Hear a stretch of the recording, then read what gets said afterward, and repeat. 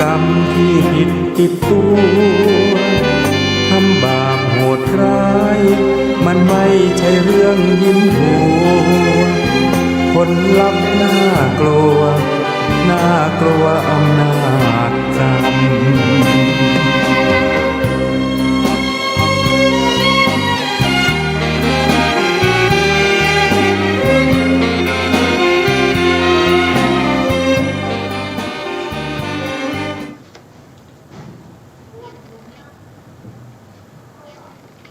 พุทธังสรณังคัจฉามิธัมมังสรณังคัจฉามิสังฆังสรณังคัจฉามิกราบนมัสการพระมหาเถระพระสังฆาธิการพระเถรานุเถระสวัสดีท่านผู้ฟังและผู้ชมทุกท่านที่ติดตามในรายการพระไตรปิฎกลอยฟ้าครั้งนี้เป็นครั้งที่12ในเรื่องของสติปัฏฐาน4สติปัฏฐาน4เป็นข้อประพฤติปฏิบัติที่ให้เข้าถึงวิปัสสนาญาณวิปัสสนาญาณก็มีด้วยกันหลายในด้วยกันถ้าจะให้ละเอียดนิดหนึ่งก็เรียกว่าเป็นโสรัสญาณโสรัสญาณก็คือวิปัสสนาญาณ16เริ่มต้นที่นามรูปปริเฉทญาณซึ่งเป็นญาณที่1เป็นการเห็นรูปเห็นนามเป็นการแยกรูปแยกนามได้ว่าสภาวะที่กำลังปรากฏอยู่เฉพาะหน้าของเรานั้นเป็นรูปหรือเป็นนามสภาวะที่ปรากฏนั้นจะเป็นสภาวะที่เป็นปัจจตลักษณะหรือลักขณาที่จตุกะก็จะมี1ก็คือลักษณะบ่งบอกถึงความเป็นรูปเป็นนามว่าเป็นรูปหรือเป็นนามถ้าเราไม่รู้ลักษณะไม่รู้เครื่องหมายที่เป็นไปในธรรมชาติที่เข้าปรากฏอยู่เราก็ไม่สามารถจะแยกได้ว่าอันนี้เป็นรูปหรือเป็นนามอันนี้เป็นลักษณะนะครับถึงเมื่อมีลักษณะมีเครื่องหมายบ่งบอกเราถึงรู้ว่าอันนี้เป็นนามนะนี่เป็นรูปข้อที่2ก็คือกิจเมื่อสภาวะธรรมนั้นปรากฏขึ้นมาเขามีกิจยังไงกิจจะลดเป็นยังไงถ้าเราไม่รู้เราก็ไม่สามารถที่จะรู้ได้ว่าสภาวะที่กำลังปรากฏอยู่นั้นเป็นรูปหรือเป็นนามทั้งข้อที่1คือลักษณะเครื่องหมายบ่งบอกกับกิจจะลด2อย่างนี้เป็นลักษณะของรูปและนามแยกรูปแยกนามได้ก็เรียกว่านามรูปปริเฉทญาณ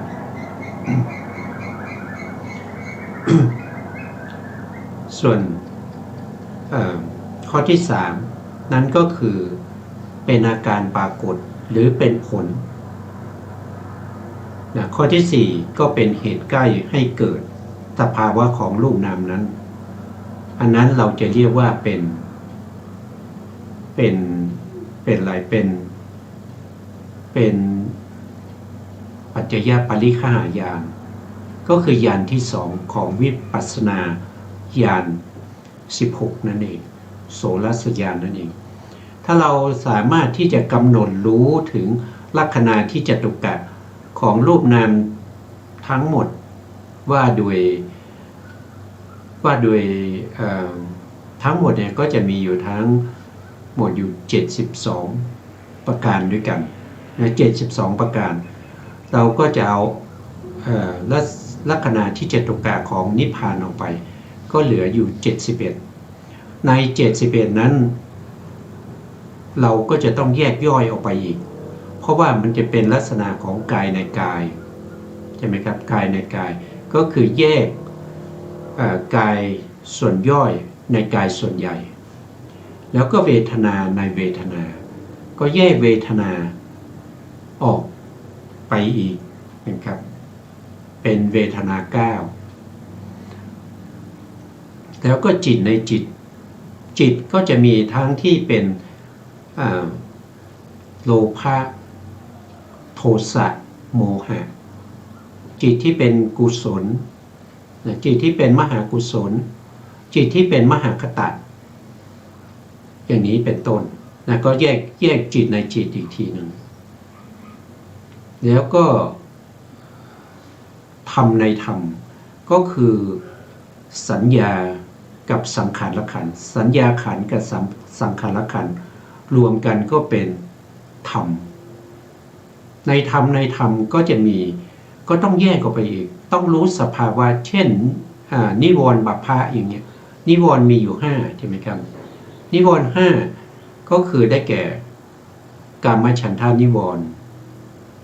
พยาปาทานิวรณ์ถีนามิทานิวรณ์อุทธัจจกกุจจานิวรณ์วิจิกิจฉานิวรณ์อย่างเงี้ยถ้าเราแยกไม่ได้เราก็ไม่รู้ว่าเขาเป็นนิวรณ์นะเราไม่รู้นะเขาเป็นนิวรณ์ประเภทไหนจัดอยู่ในนามหรือรูปอย่างเงี้ยเราถ้าเราไม่รู้สภาวะของรูปและนามเหล่านี้ไม่สามารถจะแยกรูปแยกนามได้นั่นแสดงว่าเราก็ไม่ได้ญาณที่1นามรูปปริเฉทญาณเมื่อไม่ได้ญาณที่1ญาณที่2เราก็ไม่ได้ก็คือปัจจยปริฆหายานก็จะไม่เกิดเพราะว่าเราไม่ได้นามรูปปริเฉทญาณแล้วเราจะไปเอาเหตุปัจจัยของอะไรเพราะเรายังไม่รู้รูปนามเมื่อเราไม่ได้ญาณที่1นามรูปปริเฉทญาณปัจจยปริฆหายานญาณที่3จะเกิดขึ้นได้อย่างไรญาณที่3คือสัมมาสนญาณสัมมาสนญาณจะเป็นญาณที่เริ่มหรือเป็นญาณแรกที่จะเห็นพระไตรลักษณ์ก็คือจะเห็นความเป็นอนิจจังทุกขังอนัตตาก็จะเริ่มจากญาณที่3เรียกว่าสัมมาสนญาณการปฏิบัติธรรมก็จะเริ่มเป็นขั้นตอนอย่างนี้นะครับเหมือนกับการขึ้นบันไดก็ต้องมีซี่ที่1ซี่ที่2ซี่ที่3จะกระโดดข้ามไม่ได้นะไม่เหมือนกับอย่างอื่นนะครับวิชาอื่นหรือการศึกษาทางโลกอาจจะข้ามไปได้นะแต่ธรรมะของพระสัมมาสัมพุทธเจ้าจะต้องเป็นไปตามขั้นตอนจะข้ามขั้นไปไม่ได้นะนี่ก็พูดให้พวกเราเข้าใจก่อนนะครับว่าทำไมเราต้องมาศึกษาในเรื่องของลักขณาที่จตุกะของสภาวธรรมเหล่านั้น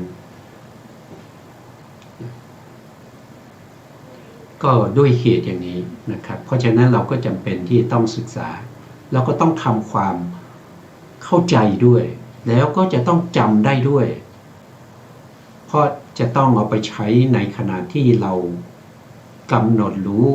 สภาวะที่ปรากฏขึ้นที่เขาเรียกว่าเป็น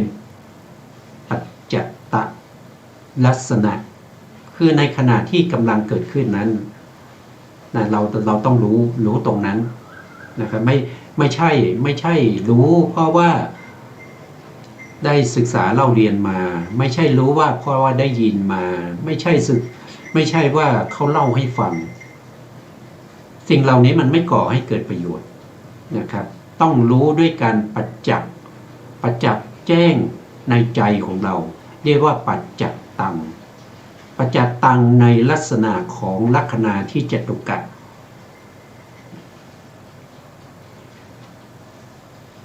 ทั้งหมดเนี่ยที่เป็นไปในชีวิตประจำวันของเราเนี่ยก็ไม่เกินจากทวารทั้ง6ทวารทางตาทวารทางหูทางจมูกทางลิ้นทางกายแล้วก็ทางใจไม่เกินกว่า6ทวารนี้นะครับเราก็จะศึกษาใน6ทวารนี้ ส่วนรายละเอียดอย่างอื่นนั้นก็ไปศึกษาเพิ่มเติมได้นะแต่ที่เราจะศึกษาเนี่ยเราจะศึกษาลงไปถึงวิถีจิตการทำงานของจิตกับการทำงานของรูปที่ประสานกันสอดคล้องกันในชีวิตประจำวันครั้งที่แล้วก็พูดถึงในทวารทางตานะครับแต่ก็ทวารทางตาเนี่ยก็จะต้องประกอบกันนะครับ6อย่างด้วยกันโทษทีอย่างน้อยก็ต้องเข้าใจถึงต้นเหตุของทวารทางตานะก็จะมีต้นเหตุนั้นมีอยู่3อย่างนะครับเราก็ไปดูรายละเอียดนะครับต้นเหตุที่พูดถึงก็คือ1ก็คือรูปารมณ์รูปารมณ์ก็คือสีต่างๆนะเป็นตัวอารมณ์นะครับเป็นตัวอารมณ์ตัวนี้เป็นตัวอารมณ์เป็นสีต่างๆที่สามารถจะกระทบกับประสาทตาได้นะสิ่งไหนที่กระทบกับประสาทตาได้แล้วก็ทำให้เกิดการเห็นสิ่งนั้นเรียกว่ารูปารมณ์นะครับจะเอาเสียงไปกระทบกับประสาทตาไม่ได้ประสาทตาไม่สามารถเห็นเสียงได้แต่เห็นรูปได้เพราะฉะนั้นสิ่งที่กระทบกับประสาทตาได้มีอยู่อย่างเดียวเท่านั้นก็คือรูปารมณ์นะรูปารมณ์รูปารมณ์กระทบกับประสาทตานะครับแล้วก็จะมีจิตเกิดขึ้นจิตก็จะเกิดขึ้นนะครับตั้งแต่ดวงนี้ไปนะครับจิตที่จะมารับรู้รูปารมณ์รับรู้สีก็ตั้งแต่ดวงนี้เป็นต้นไปครั้งที่แล้วพูดถึงประสาทจักขุประสาทก็คือประสาทตาไปแล้วมีลักษณะที่จตุกายอยู่4อย่างเรามาทวนนิดหนึ่งนะครับการที่เราศึกษาตรงนี้ก็มาจากพระบาลีตรงนี้นะครับพระบาลีนะครับที่พระพุทธองค์ได้ตรัสไว้ว่ากายเยกายานุปัสสีวิหารติอาตาปีสัมปชาโนสติมาวิเนยยะโลเกอภิชาโทมนัสสังเนี่ยตามเห็นกายในกายหนึ่งนะครับอันนี้คือตามเห็นกายในกายนะครับกายในกายกายในกายเนี่ยก็คือกายส่วนย่อยในกายส่วนใหญ่เพราะฉะนั้นก็แยกออกเป็นทวารทั้ง5ทวารทั้ง5นะครับที่เป็นกายส่วนทวารทางใจนั้นก็เป็นทางมโนทวารถ้าแปลทั้งหมดก็จะได้ว่าตามเห็นกายในกายเนืองอยู่มีความเพียรมีสัมปชัญญะมีสติกำจัดอภิชาและโทมนัสในโลกเสียได้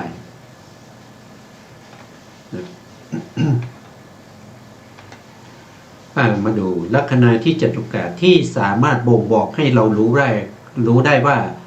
เขาคือปัสสตานั่นก็คือลักษณะของเขาก็คือรูปะพิคาราตาละหะภูตะปะสาทะลักขณังมีความใสของมหาพุทธรูปที่กระทบกับรูปารมณ์ได้เป็นลักษณะความใสของมหาพุทธรูปตรงนี้ต้องเติมไปนิดหนึ่งว่ามหาพุทธรูปตรงนี้ต้องเป็นประเภทที่เกิดจากกรรมเท่านั้นจะเอามหาพุทธรูปที่เกิดจากจิตอุตุอาหารไม่ได้จักขุประสาทนี้เป็นรูปที่เกิดจากกรรมเพราะฉะนั้นก็จะต้องเป็นความใสของมหาพุทธรูปที่เกิดจากกรรมเท่านั้นต่อไปข้อที่2นะครับก็คือรูเปสุอาวินชนะลัสสังมีการแสวงหาซึ่งรูปารมณ์เป็นกิจเมื่อจักขุประสาทเกิดขึ้นเขาก็แสวงหารูปารมณ์ก็คือแสวงหาสิ่งที่กระทบกับเขาได้ก็คือสีกระทบกับประสาทตาได้นอกจากสีแล้วไม่มีอะไรเลยที่สามารถจะกระทบกับประสาทตาได้ สองข้อที่พูดมาคือลักษณะแล้วก็กิจนี้เป็นนามรูปปริเฉทญาณถ้ารู้ข้อใดข้อหนึ่งหรือรู้ทั้งสองข้อด้วยการปัจจักเป็นปัจจักตังปัจจัตตลักษณะในจิตในใจของเราจนเชี่ยวชาญนั่นแสดงว่าเราได้ญาณที่หนึ่งนามรูปปริเฉทญาณแล้วถ้าเรายังไม่เห็นจักใจในลักษณะแล้วก็กิจนั่นแสดงว่าเรายังไม่ได้ยังจะต้องมีการฝึกหัดปฏิบัติกำหนดรู้ให้เท่าทันกับสภาวธรรมที่ปรากฏทางตาให้เกิดความชำนาญเกิดเป็นวสีเชี่ยวชาญในเรื่องของ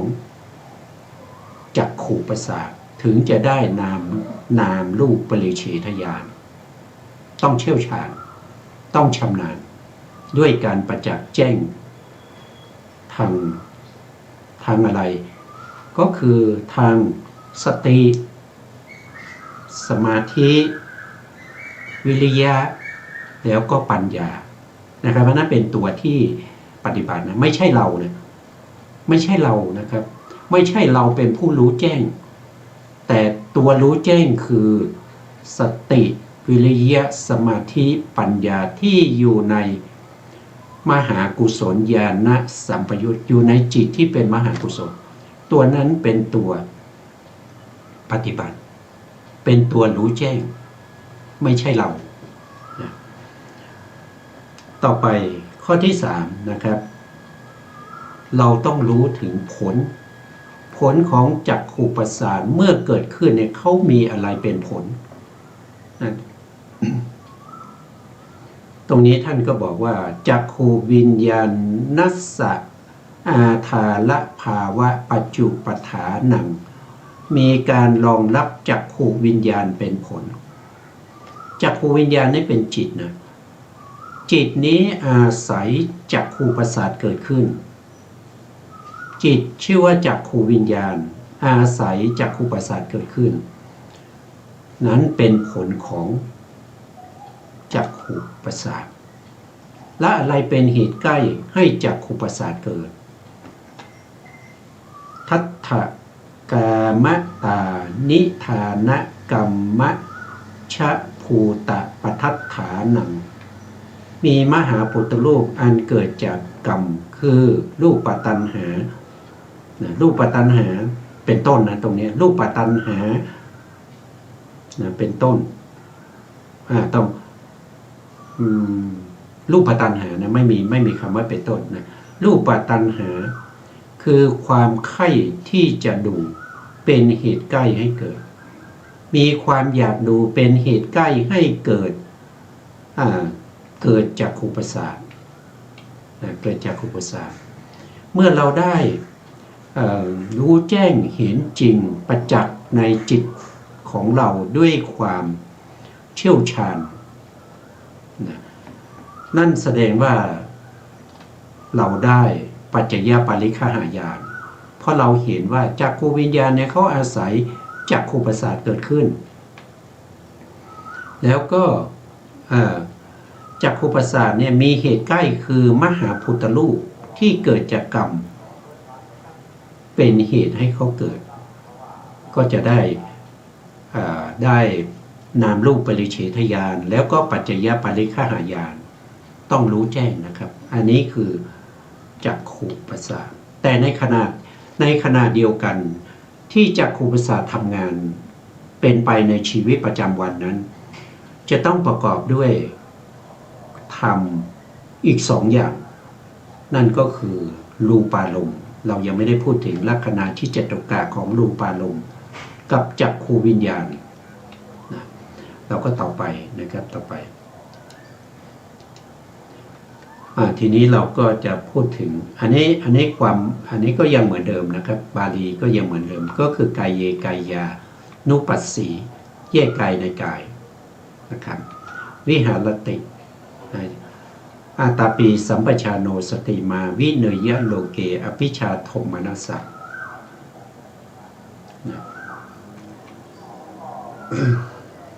เรามาดูนะครับทำไมผมพูดว่าสตินะเป็นตัวปฏิบัติ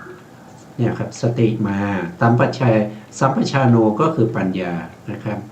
วิเนยโลเกวิเนยโลเกนี่เป็นสมาธินะครับตัวเนี้ยหมายถึงสมาธิส่วนอาตาปีนี่หมายถึงวิริยะนะวิริยะเพราะฉะนั้นการปฏิบัติจะต้องมีสติแล้วก็ความเพียรวิริยะมีสมาธิแล้วก็ปัญญานะที่เป็นตัวที่ตามรู้ตามเห็นกายในกายอยู่เนืองๆไม่ใช่เราไม่ใช่สัตว์ไม่ใช่บุคคลเป็นแต่สภาวธรรมที่เป็นไปในชีวิตประจำวันเราทีนี้เรามาดูรูปารมณ์ ลักษณะที่จตุกะของรูปารมณ์เมื่อกี้เราพูดถึงจักขุประสาทไปแล้วนะครับลักษณะที่จตุกะของจักขุประสาทไปแล้วทีนี้เรามาดูคู่ของเขานั่นคือรูปารมณ์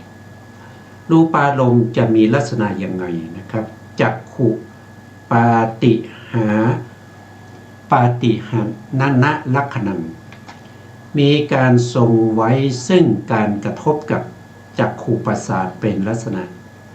รูปารมณ์นี้เขามีหน้าที่กระทบกับจักขุประสาทเป็นลักษณะในขณะที่กระทบนั้นเราก็ต้องรู้ว่าเขาคือรูปารมณ์รู้ได้ยังไงนะครับก็อุปมาเหมือนกับการที่เราส่องกระจกเงาเมื่อไหร่ที่เราไปส่องกระจกเงาเราจะเห็นรูปของเรานั้นไปอยู่ในกระจกเงาแล้วก็สิ่งของที่อยู่ข้างหน้ากระจกเงานั้นก็ไปปรากฏอยู่ที่กระจกเงานะนั่นแสดงว่ารูปที่อยู่ข้างหน้าเนี่ยของกระจกเงานั้นนะสีที่สะท้อนเข้าไปในกระจกเงาไม่ใช่ตัวรูปเลยไม่ใช่ตัวเราเข้าไปอยู่ในกระจกเงาแต่เป็นแต่สีก็สีในของที่มันอยู่ในกับเราอะรูปารมณ์ที่อยู่กับเรารูปารมณ์ที่อยู่กับสิ่งของวัสดุต่างๆที่อยู่หน้ากระจกเงานั้นก็จะเข้าไปอยู่ในกระจกเงาเมื่อเข้าไปอยู่ในกระจกเงานั่นแสดงว่ารูปารมณ์นั้นไปกระทบกับจักขุประสาทเขากระทบกันอย่างนี้นะครับเขาไม่ได้กระทบกันด้วยการเราเข้าไปนั่งอยู่ในประสาทตาวัสดุสิ่งของที่เราเห็นไม่ได้เข้าไปอยู่ในตาเราเพียงแต่สีที่อยู่ในวัสดุสิ่งของหรือสัตว์หรือสังขารทั้งหลายที่อยู่นั้นสะท้อนเข้าไปอยู่ในกระจกใสที่เป็นความใสของมหาปุถุรูปที่เกิดจากกรรมในกลางแก้วตาดำของเราอันนั้นคือตัวที่เข้าไปกระทบเราเรียกว่าเป็นรูปารมณ์ที่เข้าไปอยู่ในกระจกนะไม่ใช่ตัวเราเข้าไปอยู่อันนี้เป็นลักษณะของรูปารมณ์ที่สามารถกระทบกับจักขุประสาทได้โดยลักษณะอย่างนี้สองก็คือจักขุวิญญาณจักขุวิญญาณสวิสยภาวะละสังเป็นอารมณ์ให้แก่จักขุวิญญาณรูปารมณ์หรือเงาในกระจกในแก้วตาของเราเป็นอารมณ์ให้แก่จักขุวิญญาณจักขุวิญญาณเป็นจิตที่อาศัยจักขุประสาทเกิดที่ไหนเกิดที่แก้วตาหรือความเกิดที่ตรงที่เป็นความใสของมหาพุทธรูปที่เกิดจากกรรมในตาที่รูปารมณ์เข้าไปกระทบแล้วจักขุวิญญาณที่เกิดในแก้วตานั้นก็รู้รูปารมณ์ที่เข้ามากระทบกับจักขุประสาทอันนี้เป็นกิจนะเป็นกิจของเขาเป็นกิจของรูปารมณ์คือเป็นอารมณ์ให้แก่ จักขูวิญญาณเป็นกิจเป็นหน้าที่ของรูปารมณ์อันนี้ก็คือนามรูปปริเฉทญาณทั้งสองข้อนะครับเป็นนามรูปปริเฉทญาณต่อมาข้อที่3ตัดเสวะโคจระปัจจุปัฏฐานังเป็นที่โคจรของจักขุวิญญาณเป็นผลเขาก็คือรูปารมณ์เนี่ยเป็นที่โคจรคือเป็นที่เที่ยวไปเที่ยวไปไหนเที่ยวไปในรูปารมณ์ใช่ไหมครับรูปหรืออะไรก็ตามที่มาปรากฏอยู่เฉพาะหน้า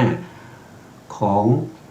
แก้วตาหรือความใสหรือกระจกที่เราไปอุปมาก็คือกระจกเงาที่มาอยู่ข้างหน้ากระจกเงาก็จะเป็นที่เที่ยวไปของจักขูวิญญาณเพราะจักขูวิญญาณก็จะไปเห็นสิ่งเหล่านี้เห็นอะไรเห็นสีใช่ไหมแต่เราไม่ได้เห็นเราทุกวันนี้เป็นเรามันไม่เห็นเราเห็นเป็นคนไปเราเห็นเป็นวัสดุสิ่งของไปเราไม่ได้เห็นว่าเป็นรูปารมณ์แต่จริงๆตัวที่เห็นจริงๆเขาเห็นได้เฉพาะรูปารมณ์เท่านั้นเขาไม่ได้เห็นเป็นรูปร่างสันฐานไม่ได้เห็นเป็นบุคคลไม่ได้เห็นเป็นสัตว์เป็นบุคคลนะครับอันนี้เป็นที่โคจรของจักขูวิญญาณอันนี้เป็นปัจจยะนะครับเป็นผลนะก็คือเป็นปัจจยปาริฆาญาณก็คือญาณที่2คือรู้เหตุรู้ผลนะครับเหตุเขาอยู่ในข้อที่4นะครับจาตุมมหาจาตุมหาภูตปัฏฐัฏฐานังมีมหาพุทธรูปทั้ง4เป็นเหตุใกล้รูปารมณ์เนี่ยมีมหาพุทธรูปทั้ง4เป็นเหตุใกล้ตรงนี้มหาพุทธรูปไม่ได้เจาะจงนะว่าเป็นมหาพุทธรูปที่เกิดจากกรรมนะมหาพุทธรูปก็มีปฐวีธาตุดินใช่ไหมครับอาโปธาตุน้ำวายโยธาตุไฟธาตุลมนะเตโชก็ธาตุไฟนะพวกนี้เกิดได้4สมุฏฐานนะมหาพุทธรูปนี้เกิดได้4สมุฏฐานเกิดจากกรรมก็ได้เกิดจากจิตก็ได้เกิดจากอุตุก็ได้เกิดจากอาหารก็ได้แต่ถ้าเป็นจักขูประสาทเนี่ยจะต้องเกิดจากกรรมอย่างเดียวจะเกิดจากจิตเกิดจากอุตุเกิดจากอาหารไม่ได้แต่ถ้าเป็นรูปารมณ์เนี่ยเขาไม่ได้สนใจเขาไม่ได้จะเกิดจากกรรมก็ได้เกิดจากจิตก็ได้เกิดจากอุตุก็ได้เกิดจากอาหารก็ได้รูปารมณ์นะไม่ได้เจาะจงนะว่าเกิดมหาพุทธรูปนั้นเกิดจากอะไรก็คือเกิดได้ทั้ง4นั่นแหละธาตุทั้ง4มหาพุทธรูปทั้ง4เลยกรรมก็ได้จิตก็ได้อุตุก็ได้อาหารก็ได้อันนี้เป็นเหตุใกล้ถ้าเรารู้แจ้งเห็นจริงในสภาวะของรูปารมณ์อย่างนี้เราก็ต้องรู้แจ้งเห็นจริงในจักขูประสาทด้วยจะเห็นเฉพาะรู้แจ้งในรูปารมณ์ไม่ใช่ถ้าเรารู้แจ้งรูปารมณ์เราต้องรู้แจ้งจักขูประสาทด้วยเพราะเขาเป็นสภาวะธรรมที่ต้องทำงานร่วมกันรูปารมณ์ต้องมีหน้าที่ไปกระทบกับจักขูประสาทแล้วก็เป็นอารมณ์ให้แก่จักขูวิญญาณจักขูวิญญาณจะเกิดขึ้นได้ต้องมีรูปารมณ์เป็นอารมณ์แล้วก็จะต้องอาศัยจักขูประสาทนั้นเป็นเหตุใกล้ให้เกิดเป็นวัตถุให้เขาเกิดแล้วก็ไปเห็นรูปารมณ์จะต้องทำงานร่วมกันในสภาวธรรม3อย่างจะรู้แจ้งอย่างใดอย่างหนึ่งไม่ได้ตามธรรมดาต้องรู้ให้ครบวงจรทางตานี่ก็เป็นอะไรเป็นรูปารมณ์นะครับได้รูปารมณ์แล้วก็ได้จักขุแล้วต่อไปก็จะเป็นนามธรรมละทีนี้เราได้รูปไปแล้ว2ใช่ไหมครับรูปอันแรกที่เราได้ไปคือจักขูประสาท2ก็คือรูปารมณ์เราได้ไปแล้วอันนี้เป็นรูปนะเห็นไหมเราแยกรูปได้แล้วก็รูปนั้นไม่ใช่รูปรวมกันเป็นกลุ่มแต่รู้ว่ารูปนั้น เขาแยกกันอยู่รูปารมณ์ก็เป็นรูปอย่างหนึ่งจักขุประสาทก็เป็นรูปอย่างหนึ่งเขาไม่ได้ปะปนกันแต่เขาทำงานด้วยกันนะเราก็แยกรูปได้แล้วนะเราก็รู้รูปแล้วรู้รายละเอียดของรูปแล้วว่ากายเยกายานุปัสสีละเห็นรูปในเห็นกายในกายละกายนี่หมายถึงรูปนะกายคือร่างกายของเรานะครับก็เป็นรูปนะต่อไปนะครับต่อไปทีนี้ท่านเรียงจิตดวงนี้ก่อนนะครับจิตดวงนี้ก็คือปัญจทวาราวชนะจิตนะครับหรือบางท่านก็จะเรียกว่าเป็นกิริยามโนธาตุหรือบางท่านอาจจะเรียกว่ามโนธาตุก็ได้นะครับแต่ตรงนี้ถ้าเรียกมโนธาตุเนี่ยมโนธาตุนี่มีอยู่3ใช่ไหมมโนธาตุนี่มีอยู่3ดวงนะครับมโนธาตุที่เป็นวิบากมีอยู่2ก็คือสัมปติชนะจิตที่เป็นผลของอกุศลวิบากแล้วก็สัมปติชนะที่เป็นผลของกุศลเป็นกุศลวิบากก็เรียกว่าเป็นมโนธาตุเหมือนกันแล้วก็ปัญจทวาราวชนะจิตนี้ก็เป็นมโนธาตุเหมือนกันมโนธาตุนี้มีอยู่3ดวงถ้าพูดถึงมโนธาตุเนี่ยก็ให้รู้ว่าเป็นนามธรรมเป็นจิตเป็นนามละเรารู้รูปแล้วตอนนี้เราจะรู้นามนะครับก็จะรู้ในวิถีก่อนว่าดวงแรกที่เกิดในวิถีที่มีรูป2รูปเนี่ยทำงานกระทบกันแล้วจิตที่จะเกิดขึ้นดวงแรกในการทำงานนั้นก็คือกิริยามโนธาตุหรือปัญจทวาราวชนะจิตดวงนี้ในบาลีท่านก็พูดถึงจิตเตจิตตานุปัสสีจิตเตจิตตานี่ก็คือจิตในจิตนะจิตเตจิตตานุปัสสีวิหารติอาตาปีสัมปชาโนสติมาวิเนยะโลเกอภิชาโทมนัสสังตัวปฏิบัติก็อยู่ที่สตินะสติเราพูดถึงสติปัฏฐานก็ยกสตินี้เป็นประธานนะครับมีสติก็คือสัมมาสตินะสัมมาสติสัมมาวายามะสัมมาวายามะก็คืออาตาปีแล้วก็สัมมาสมาธิก็คือได้แก่วิเนยะนะครับตัวนี้มุ่งหมายถึงสมาธิแล้วก็สัมมาทิฏฐิก็คือสัมปชาโนเพราะฉะนั้นในการปฏิบัติก็เป็นสภาวธรรมที่เป็นนามธรรมที่เป็นตัวที่ทำงานในการกำหนดรู้ในนามรูปปริเฉทญาณเราก็ใช้คำว่ากำหนดรู้อะไรกำหนดรู้สภาวธรรมที่มีอยู่โดยธรรมดาเราไม่ได้ไปสร้างไปทำให้มันเกิดขึ้นนะการเห็นเราไม่ได้ไปทำให้เกิดการเห็นนี่เป็นโดยธรรมชาติที่เขาเห็นสติวิริยะสมาธิแล้วก็ปัญญานี่เป็นตัวที่ตามไปกำหนดรู้สภาวธรรมที่เกิดขึ้นด้วยการประจักษ์แจ้งด้วยการประจักษ์ประจักษ์ในลักษณะของเขาเรียกว่าเป็นปัจจัตตลักษณะของรูปและนามที่เขาเกิดขึ้นนะตอนนี้เราก็จะพูดถึงรู้นามนะก็คือปัญจทวาราวชนะจิตนะต้องมาดูคำแปลตามเห็นจิตในจิตเนืองอยู่มีความเพียรมีสัมปชัญญะมีสติกำจัดอภิชาและโทมนัสในโลกเสียได้กำจัดตัวนี้ก็มาจากวิเนยะโลเกก็คือสมาธินั่นเองนะครับกำจัดอภิชาและโทมนัสก็คือหมายถึงตั้งแต่สัมปชัญญะสตินะครับมีความเพียรด้วยนะมีความเพียรมีสัมปชัญญะมีสติแล้วก็มีสมาธิเป็นตัวที่เข้าไปกำจัดอภิชาคือความยินดีความยินดีนะครับโทมนัสก็คือความยินร้ายในโลกเสียได้ในโลกก็คือในร่างกายของเราในกายของเราเนี่ย ในรูปร่างนะที่ประกอบกันด้วยรูปกับนามเนี่ยที่อยู่ในร่างกายของเราเนี่ยมันก็จะมีทั้งชอบใจและก็ไม่ชอบใจความชอบใจและไม่ชอบใจนั้นก็คืออภิชฌาและโทมนัส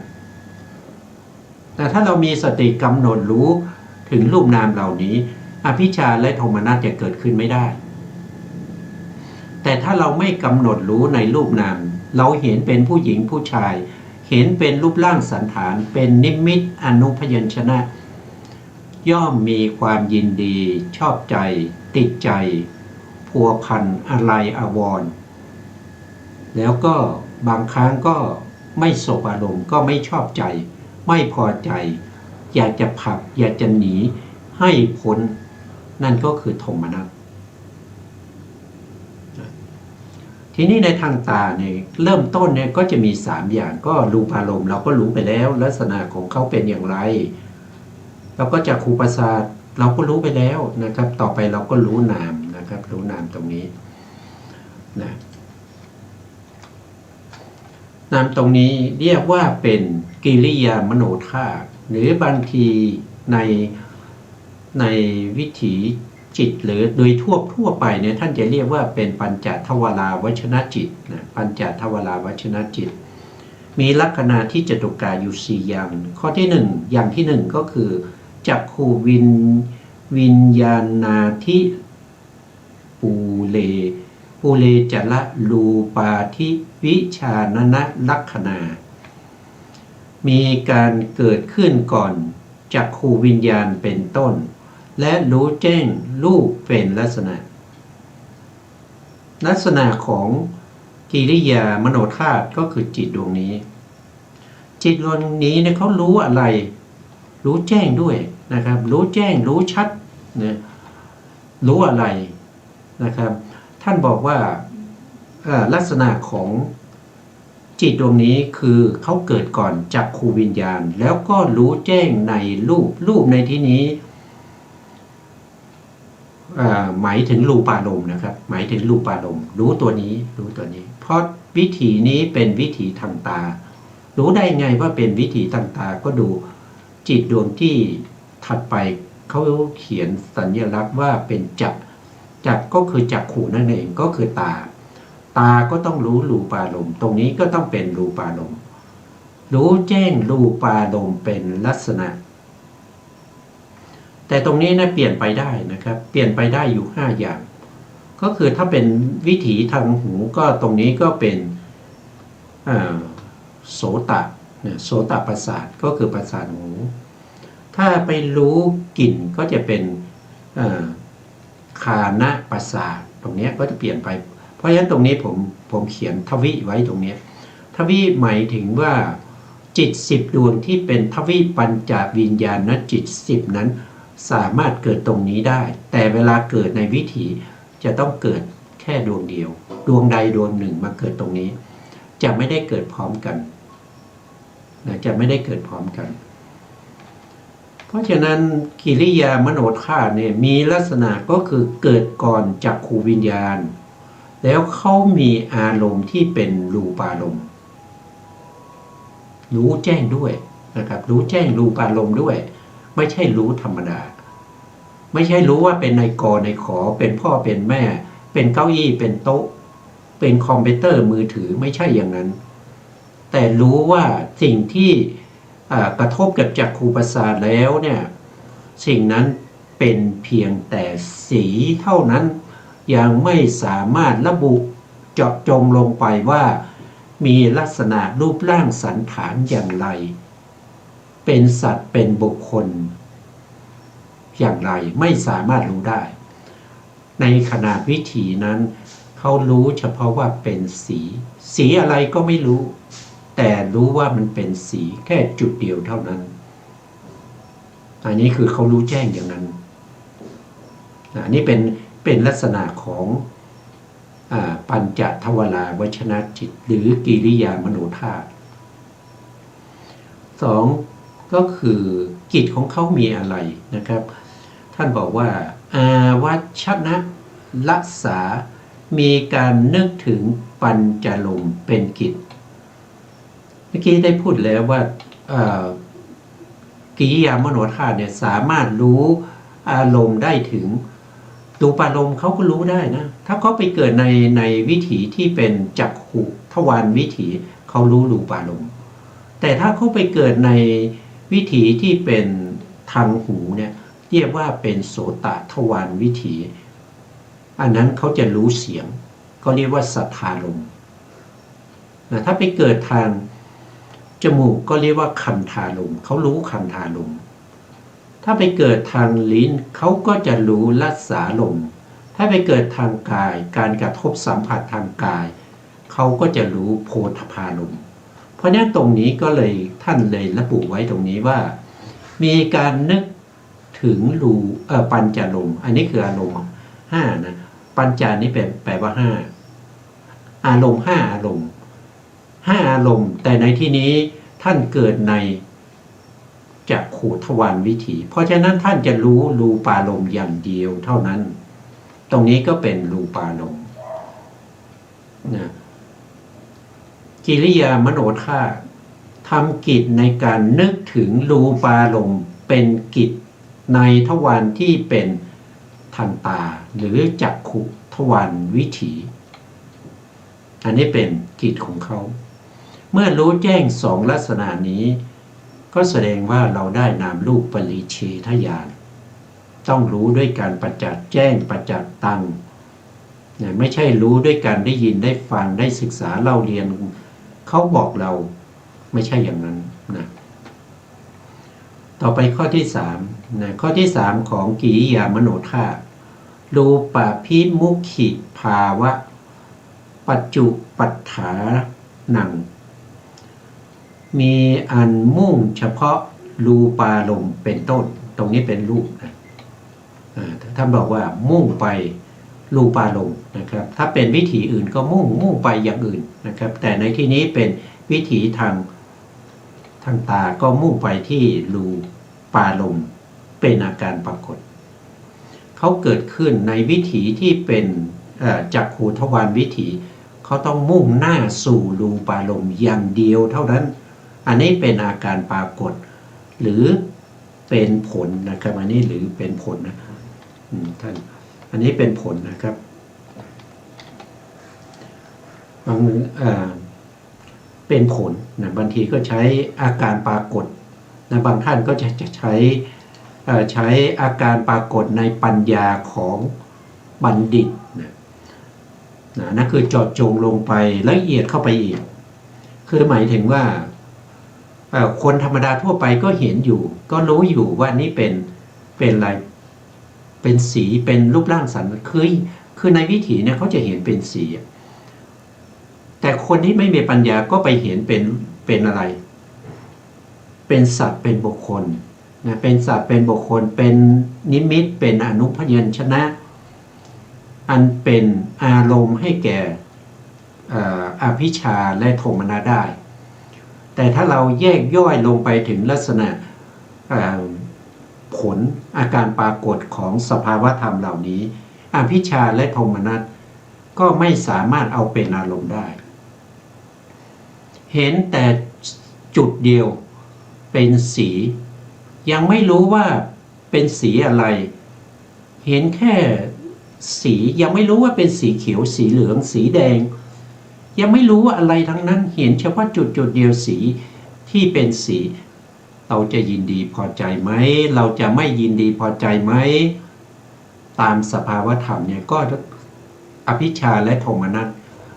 ก็ไม่ได้ช่องแล้วประกอบกับการที่เราเจริญสติปัฏฐาน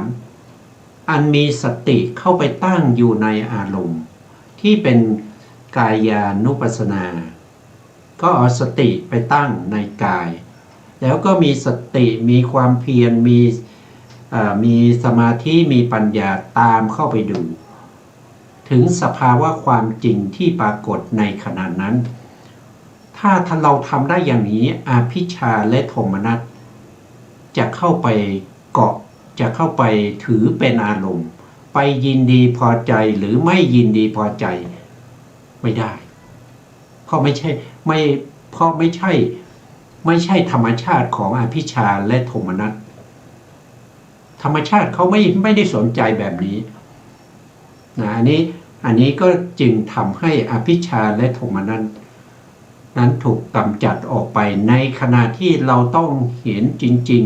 ๆเห็นตามสภาวะจริงๆเห็นรูปเห็นนามจริงๆเห็นเหตุและปัจจัย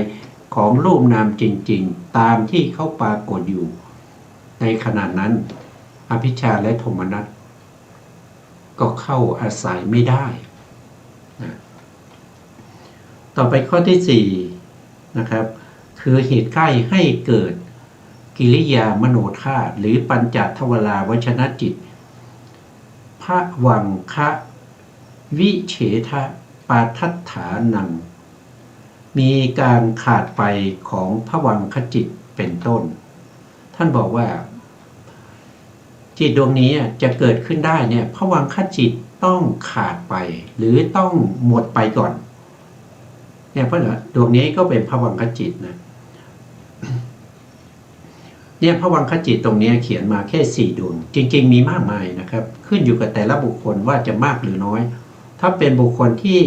มีปัญญามีการกำหนดรู้ในสภาวธรรมภวังคจิตนี้ก็จะน้อยแต่ถ้าบุคคลที่เต็มไปด้วยโลภะโทสะโมหะโดยเฉพาะอุทธัจจะกุกุจจะเนี่ยภวังคจิตก็จะมีมากมายนะครับกว่าจะขึ้นแต่ละวิถีภวังคจิตขั้นมากเหลือเกินนะแต่ในที่นี้เราเขียนแค่4ดวงเพราะเราพูดถึงวิถีทางตานะครับดวงที่1ดวงนี้เป็นภวังค์ที่บริสุทธิ์เนื่องจากว่ารูปารมณ์ยังไม่กระทบกับรูปารมณ์ยังไม่กระทบกับจักขุประสาทภวังคจิตบริสุทธิ์ผุดผ่องไม่สะทกสถานใดๆนะต่อมาพอรูปารมณ์เนี่ยนะครับสะท้อนเข้าไปอยู่ในจักขุประสาทแล้วนะครับหรือไปอยู่ในกระจกเงาแล้วนะกระทบกันแล้วนะทำให้ภวังคจิตที่เกิด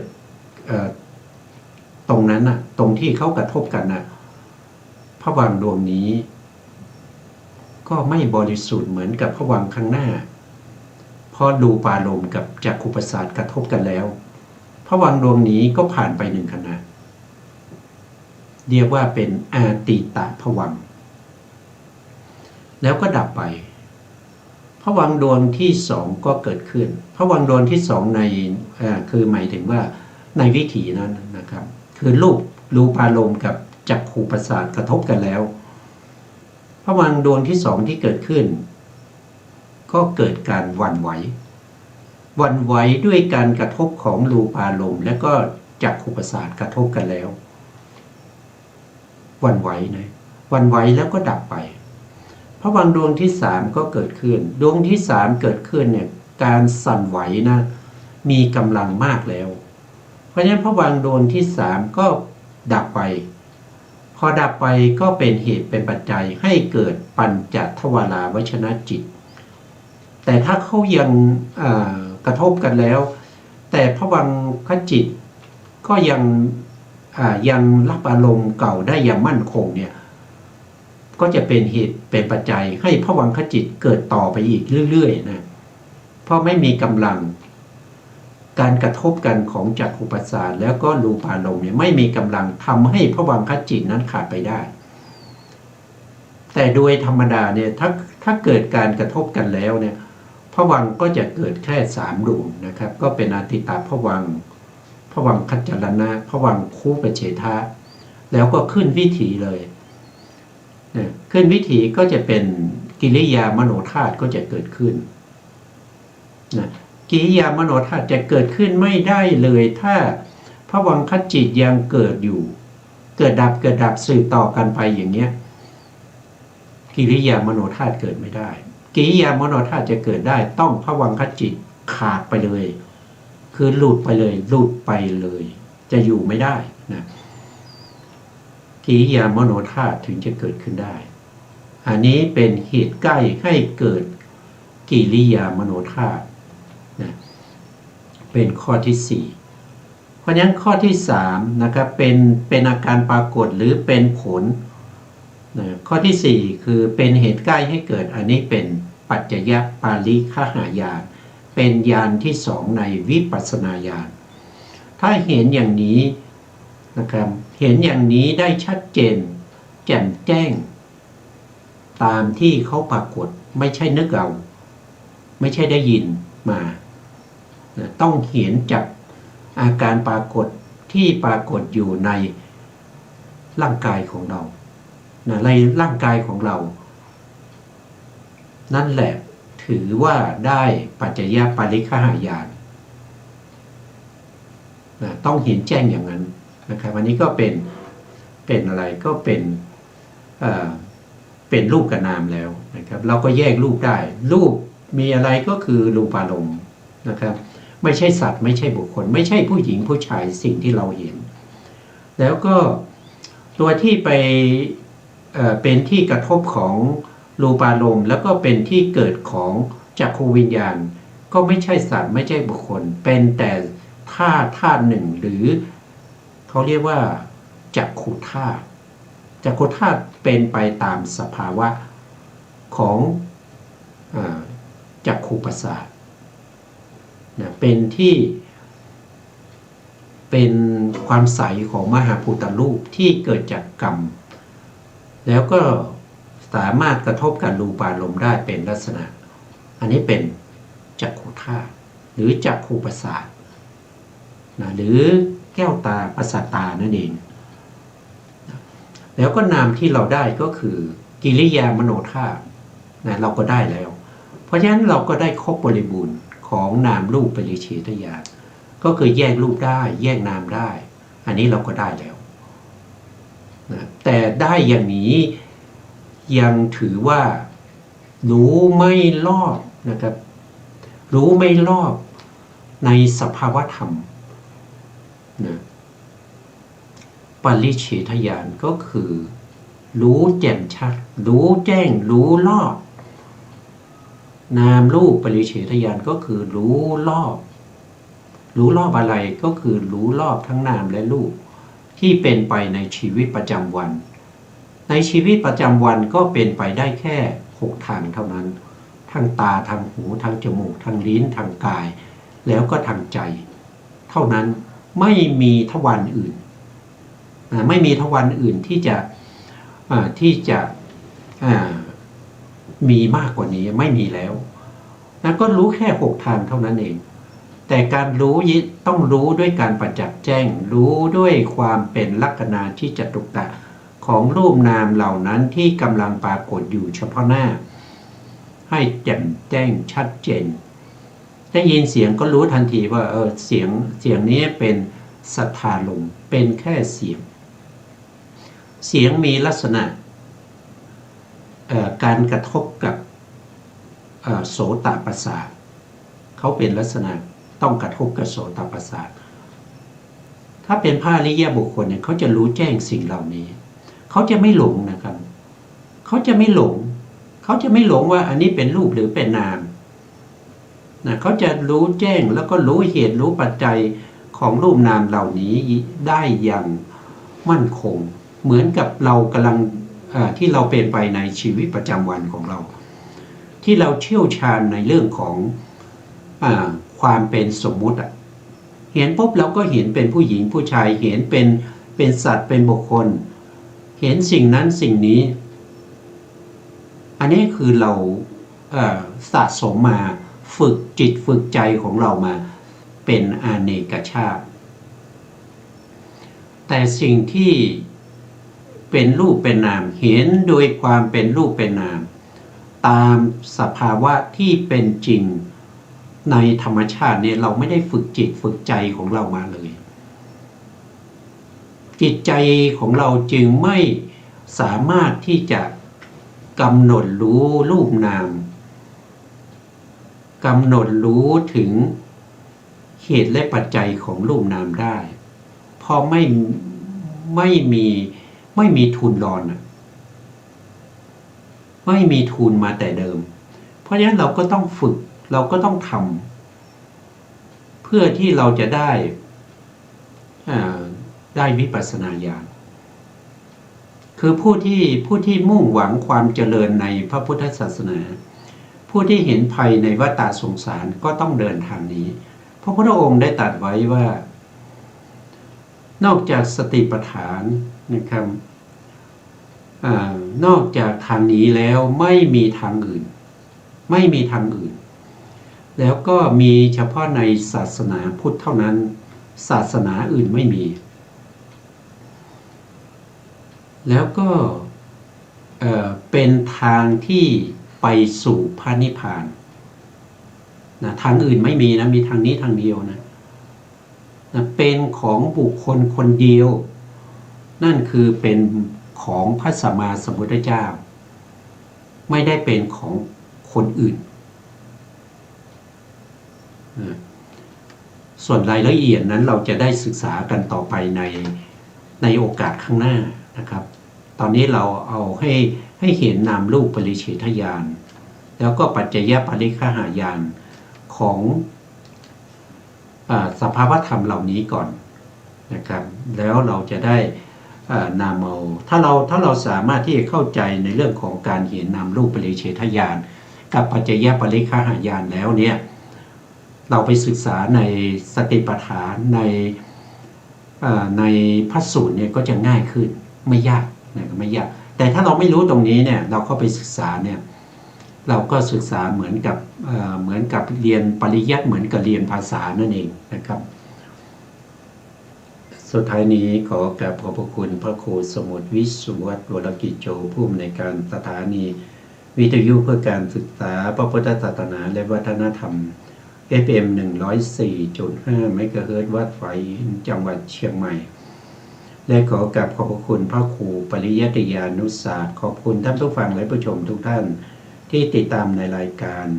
พระไตรปิฎกลอยฟ้าพบกันใหม่ในโอกาสต่อไปครับวันนี้ลาไปก่อนครับสวัสดีครับ